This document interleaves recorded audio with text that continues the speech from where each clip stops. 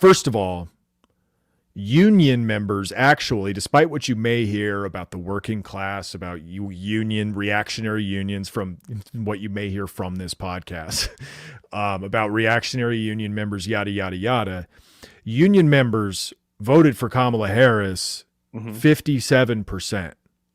Yeah. 57% of union members who voted for Kamala Harris. And I think the argument that the Democrats want to be salient about this economy, about the stewardship of President Biden, is accurate to union members. Union members, virtually by definition, definitely statistically speaking, are doing better than the rest of the country, are making much more money than statistically the rest of the country. They have seen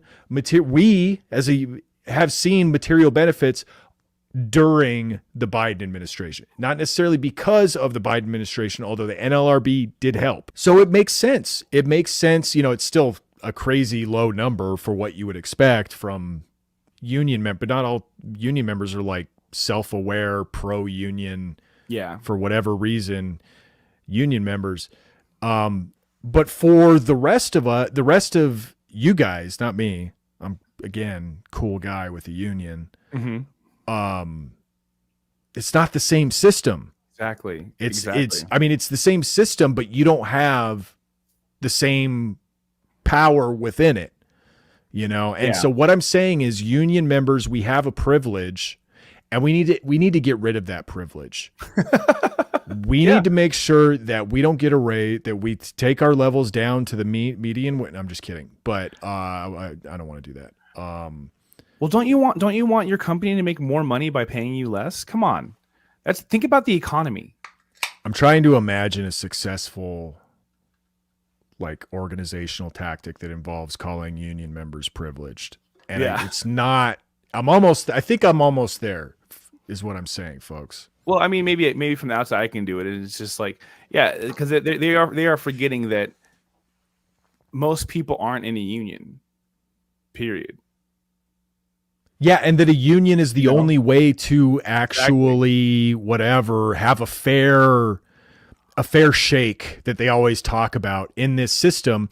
And if people don't have that, then they're not happy.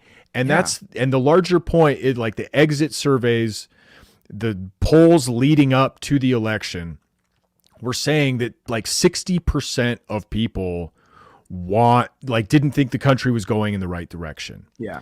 And it's just because the system we have is going in the wrong direction. But neither political choice this election is going to affect that.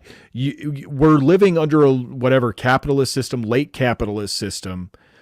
And the choices were a capitalist and like a hyper goofy capitalist, like a meme of capital, a guy whose wealth is because he sells the idea of his name. Like, that's where his money comes from, leasing his name.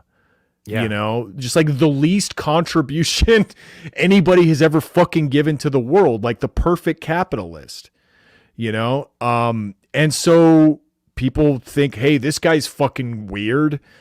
Maybe he'll do something that will upset the system or whatever.